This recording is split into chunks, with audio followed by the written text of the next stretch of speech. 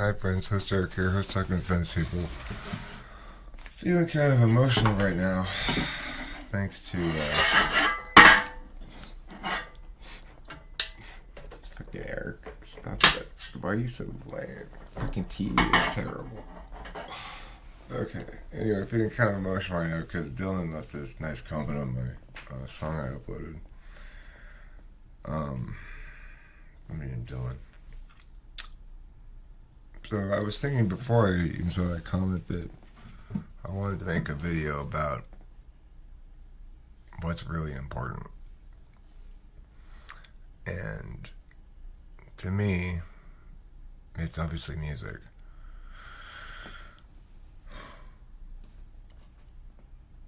It's like you can tell what's really important to you because what do you spend your disposable time on?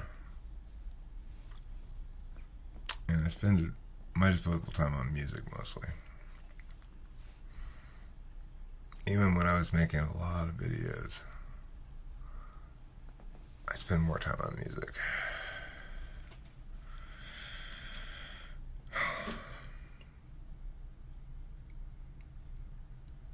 I've recorded, played in bands, whatever, I didn't start playing the guitar until I was 21, but I was in a boys' choir when I was 8 years old. I was in a choir, Pasadena Boys Choir.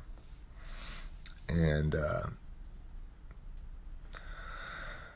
then I started playing the harmonica around like age 16 or something too. And then I started playing guitar when I was 21. And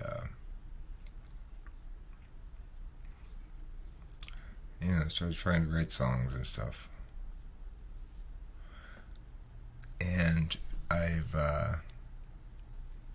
since I started this YouTube channel, though, is when I've really kicked it into high gear as far as writing and recording songs. And I have hundreds of them, but to be honest, it's not until the last couple months that shit started to really come together for me. And what I mean by that is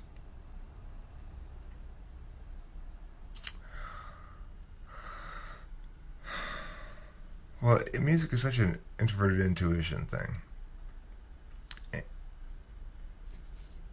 And you got to apply it on the macro level. And that's what I was always struggling with. Like, yeah, that might be a good idea. That might be the right idea. But you also have to execute it right. You got to put the whole package together, And you got to make sure you've dealt with all the little details and stuff. Talking with Jeremy helped me a lot. But most overall, what it really is just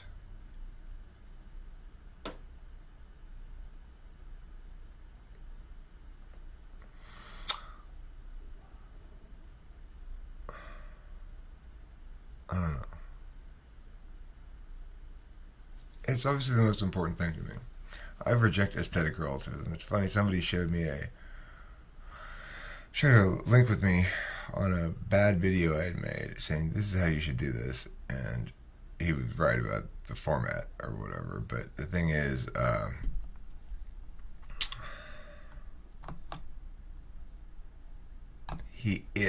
it was a video in which somebody was responding to another person's anti-aesthetic relativism critique, which was awful. Of course, the anti-aesthetic relativism critique was absolutely awful. I don't blame this guy for making fun of it, because if it's some professor who is all like, no, you should have to be classically trained, it's just bullshit. That's not what rejection of aesthetic relativism should sound like at all. But anyway, homie rejected it. I embrace it. The thing is, it's interesting being with Kim as well. I mean, that guy embraced it. The guy embraced aesthetic relativism, critiquing the professor who was rejecting it. But I'm with a professor on the basic point, although not with him on any of the reasons why. Um,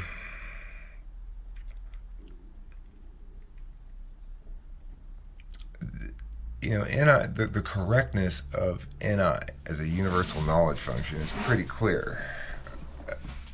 Things like, the difference between X and Y may be minuscule, but it may be the difference between Kimberly hating something or loving it. And she doesn't know she doesn't know why at all she's reacting like that. She's not thinking about it at all. Which makes her a good gauge of NI. Just like the people who are most susceptible to being typed and to behaving as though behaving like the descriptions and all of that kind of stuff are typically people who don't know anything at all about cognitive function or MBTI, because they're not going to game anything at all, and their thinking hasn't been informed by the knowledge yet, and so as a consequence they just display it. It's like Kimberly and her NI as a consumer of music. She doesn't, when I'll say things like, do you hear what the hi is doing? That's crazy, or something like that. She has no idea what I'm talking about. It's funny. It's weird. It's like, I'm like, it's that part that goes, she'll go, I don't know. I don't listen to things like that. I just listen to the words, I guess. I'm like, okay, well, that's fine. Everybody enjoys music however they enjoy it.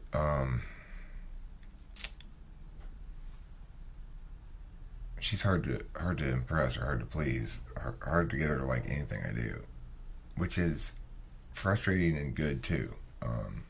It's forcing me to, because I want her to like it. I don't know. It's forcing me to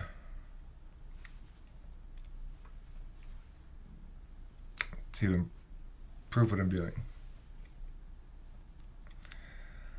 So I think I've got a really good album coming up here.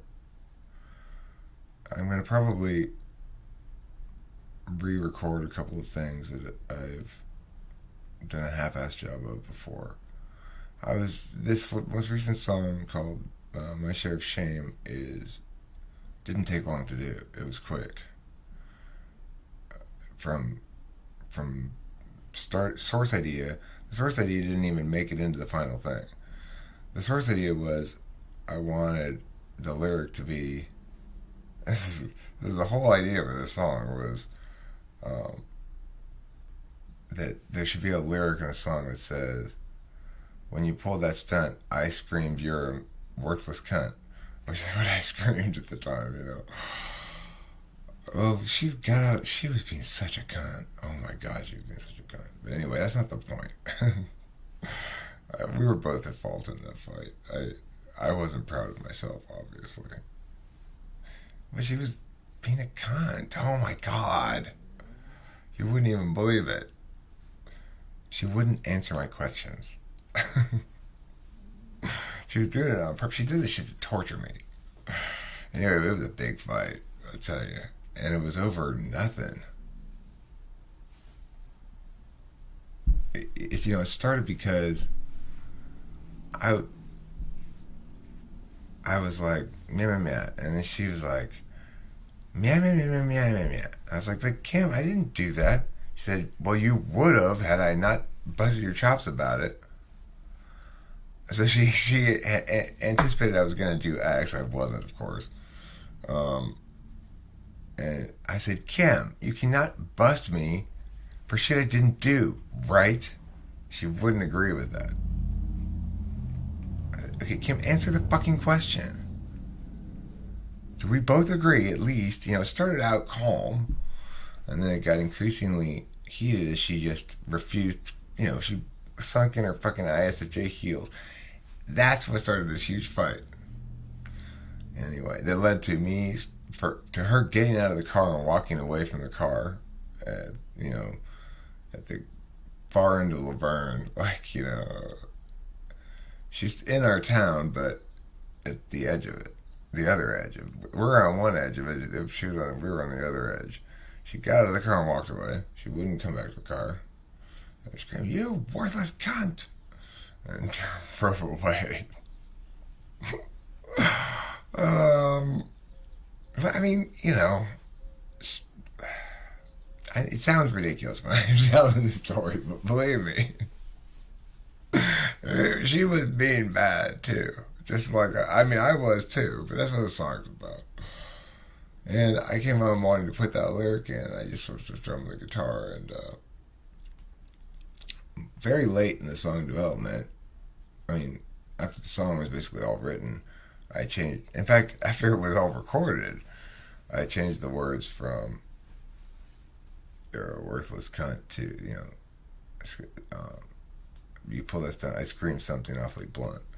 But why? Well, it's an NI thing. It changes the whole dynamic of the song, right? Just that one lyric change.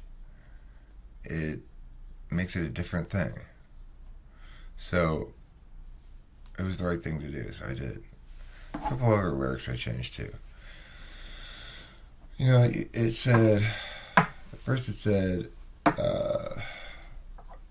but I love you and you love me, and that ought to, and we ought to make that the priority. And I changed it to, at least about that we can both agree.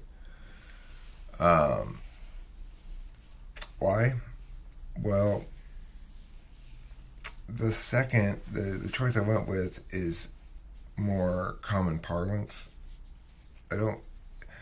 There's a certain amount of big words you can use in a song, and then after that, it becomes too any. That's the thing, is I don't like extroverted intuition in songs. Very much. I use it. I used to use it a lot more. As I mature as a songwriter, I don't get fancy. I get less fancy, in terms of lyrics. And in terms of music too. No good comes from skating on with them whom you'd mistaken for the one. Yeah, that's right. That's right grammatically. Habituated defense and indecency. So this is like the complicated sentence. And it's not really that complicated. Habituate is the only complicated word. But it works fine because it doesn't typify the tone of the language. It's the exception. Will self-inflict. Actually, so self-inflicts. I changed it to.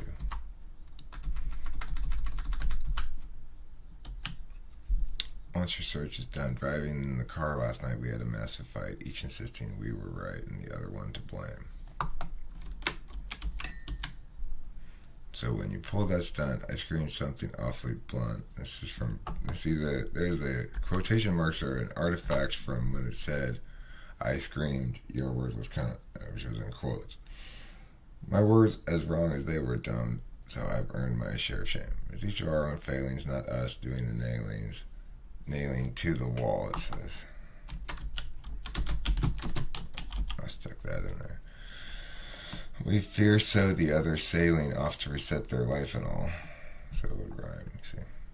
You can trust me and I can trust you, then neither trust ourselves much. True.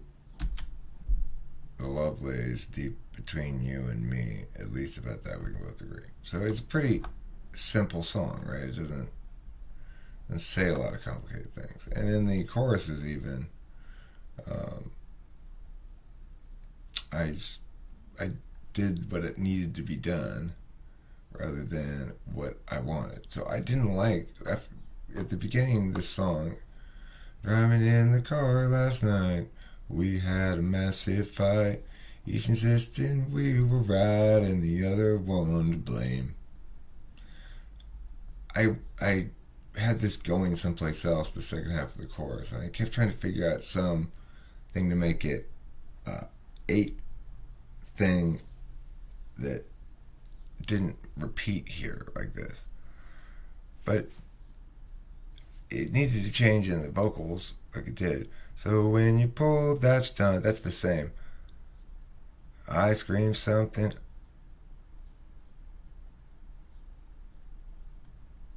awfully blunt. I have to play the guitar to sing it, actually. Let's see. Driving in the car last night, we had a massive fight. Each insisting we were right and the other one to blame. So when you pulled that stunt, I screamed something off.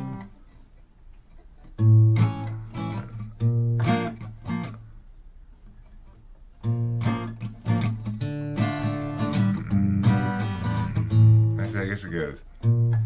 So when you pulled that stunt, I screamed something awfully blunt. My words were wrong. No, that's not how it goes. God damn it, I can't even remember how it goes. So dumb.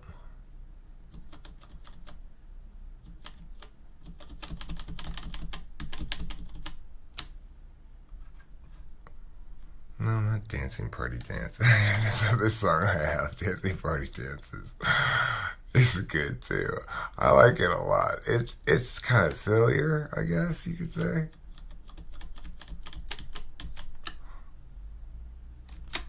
No good comes from skating on with them whom you'd mistaken for the one. On to blame.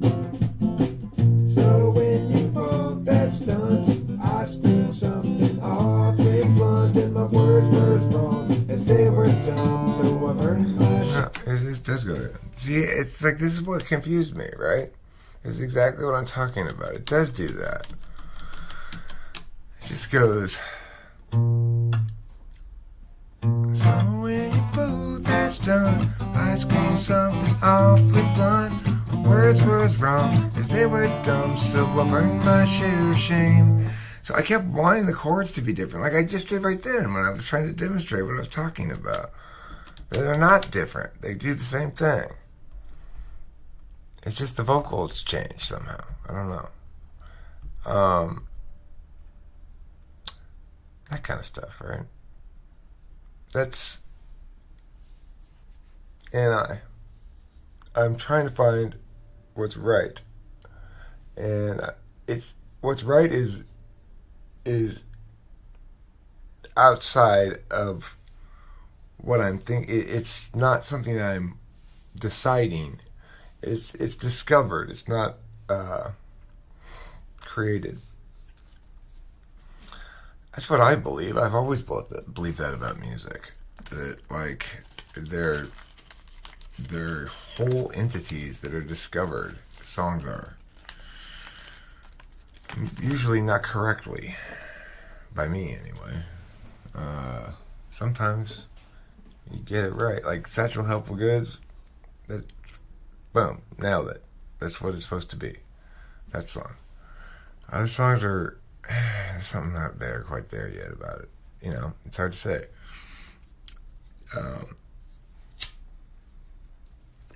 Girls has a lot. You might need a bridge still. I don't know. Oh, and I got this other one. You know, like this song. How much poo do you have in your vagina? Oh no, wait, that's not what it's called. It's called Left First. I wrote another part apparently, and I put the chords and shit here. I don't even remember. I don't remember how it goes. I don't know if I have it recorded somewhere. But this one good. I left for snow an hour ago, even though everybody said no, no, no. I couldn't stay here to be wrong. I already been there too long. I wouldn't hear the things that they said. I just preferred the words in my head. Twisted the car, got in the key, avoided the radio, turned down a tree, popped the window and rolled out the hood, gassed the trunk, and tank put the wood,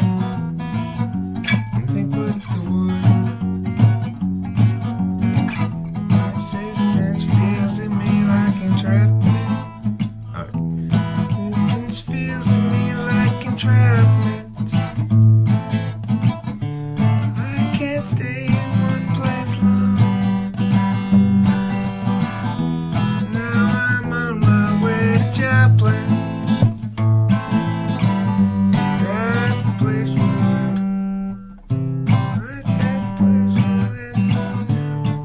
not. I don't know how that goes. But anyway, you get the idea that it's got some sort of bridge like that.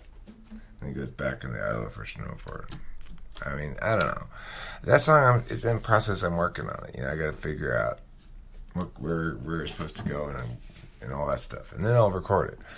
And when I do, I'm going to be smart, like I've been the last couple of times I've been recording. What does it mean to be smart when recording a song? Well, I want to make a video all about tips and tricks and hacks and stuff for extroverted intuitors to be more effective in their music making. And I'll talk about all that stuff, but the gist of it is TE. I mean, it's like order of operations shit. You just gotta constrain yourself. I'll talk about it in that video. It's a challenge, but I think I more or less got that process of, all right, Eric. No. I find myself saying this to me all the time. Like I'll be working on something and I'll be like, no, don't, do not, no. I know you want to. Don't do it. What, for example? Let's try another 45 minutes of doodling on the guitar. No, Eric, don't. What are you doing here? You're recording this song. Do you know how to play it? Yes. Then play it. But I've got other ideas. You fucking piece of shit.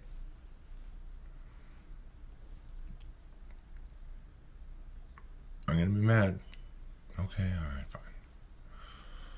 Like, no, don't start recording the other part yet. You're not done with the first part.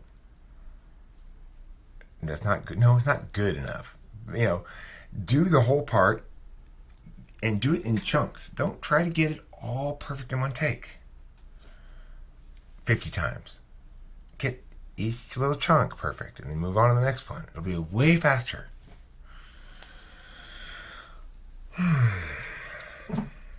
No, don't try putting a bunch of effects on shit. Look. Everything basically sounds best unaffected. Just let the guitar sound like it's a guitar. Let your voice sound like a voice. No, don't try to EQ the fuck out of everything because Jeremy said you could EQ things occasionally. He's recommended against it, He just said, like, I'm mastering. And I agree with him. I've never found it easy to use EQ. Always found it a struggle. So just use it a little bit when you think something is too. Just be aware of where it's too much, too thick in the frequency range. If it is. Be careful of listener fatigue frequencies and stuff. Anyway, I'll get into that in another video. That's just me sort of talking to myself. I don't know if I'm going to put this video up or not, but this is the thing. At the end of the day, what matters most to me is music.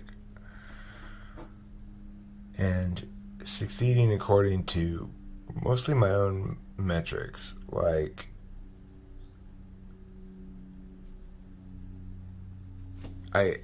which include other people's feedback, which I've got good reference points, right? So I've put up so many songs and gotten different responses for each of them, and unlike,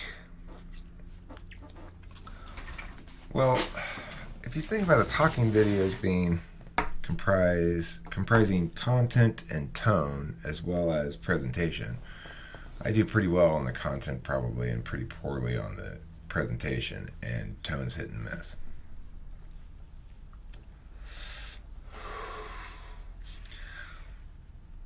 With videos, then to put that all together is something that does produce the same kind of comparative objective positivity, objectively determinable positivity compared to other videos of mine, right? But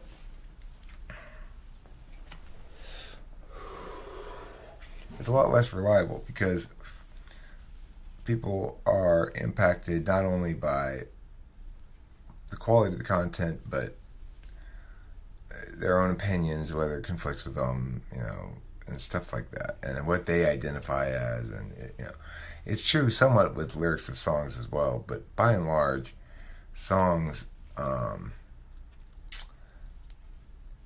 can more reliably assume that people's feedback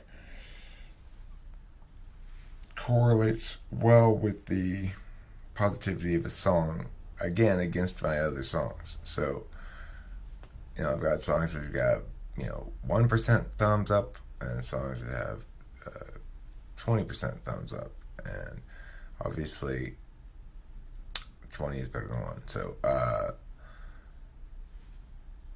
those songs are better. That's what that means. Or the tracks are better. And the distinction being, not all things start as songs. Some things start as tracks, which means that it's built as you go rather than executed. For a long time, I only did build as you go shit. Like I'd freestyle stuff and I'd whatever, and then that would be how I'd make music. I've been blessed to be able to play in obscurity for a long time.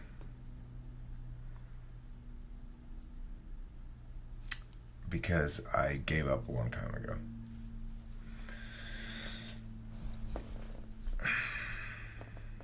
Which is also how I know it's the most important thing to me.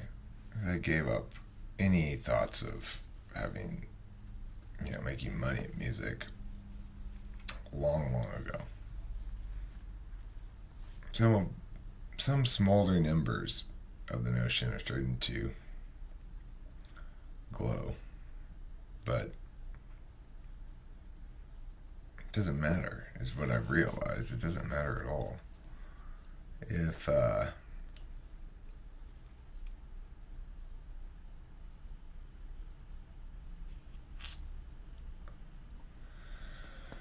whenever I do something that's aesthetically true, it rewards me in re-experiencing it far more than I could be rewarded in any other capacity.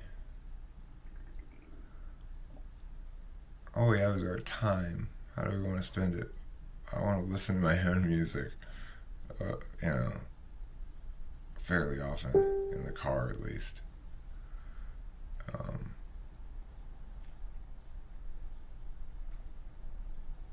And I want to listen to something good. I don't want to listen to crap.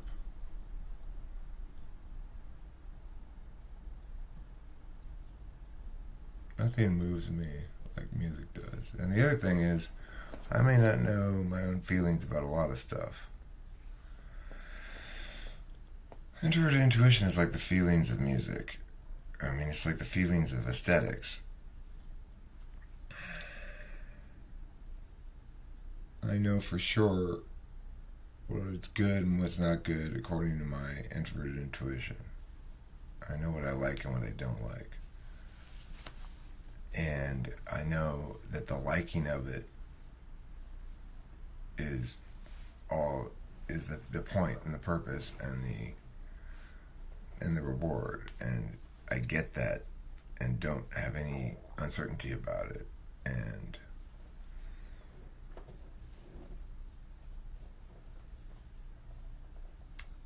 like, music is proof that there's magic in the world, because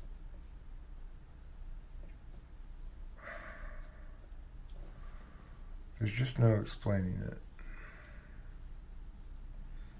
no conceptualizing it, no abstractions, no music theory helps anybody to get what it is that a song does that works when it works, when it moves you in some capacity. People get moved by different shit. Kim's got some good taste in music and some terrible taste in music. She likes this terrible band called Kings of Leon that they are so offensive to me in their horribleness. And I don't. It's like I could explain why, sort of, but it doesn't matter. It's like just listen to it and just open your heart and your mind to the truth, and you'll realize Kings of Leon is fucking terrible. I'll tell you who else isn't very good is Modest Mouse. They've got quite a reputation, but I've not listened to them very much. But Kim has a CD of theirs, and I'm not very impressed. I mean, they're not bad. They're not as bad. They're not terrible like Kings of Leon, but I do like this album she has by this band called In the Valley Below. I don't like the whole album, but there's about 4 or 5 songs on it that I really enjoy. Pretty damn good. It's interesting listening to the production on it as I start to get a better grasp of that whole process. I hear stuff on the radio or on CDs like that, and I think, okay. Like, In the Valley Below, there's a fair amount of reverb on their voices throughout the whole thing, which means their vocals probably didn't sound very good raw. And in general, there's a softness to the production, I guess you'd say, that makes everything kind of sound the same throughout the whole album, production wise. And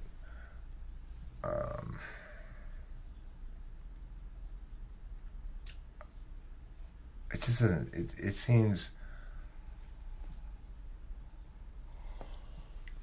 like we're a very professional job, but I don't like the lack of presence. Like I want shit less affected in my own music. Anyway, but I like that band. They're good. That's one thing Kim introduced me to that the best of their stuff is really quite great. But it's just the best of it. Like, well, probably like everybody. I mean, certainly it's the case that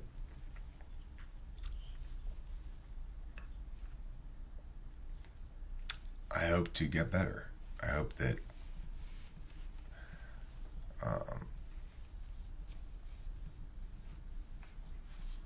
I put out some really well produced songs that people really like and that I'll enjoy re-listening to. I also hope to play live soon, like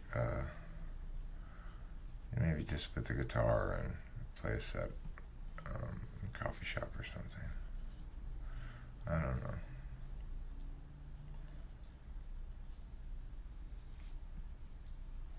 Okay, that's it.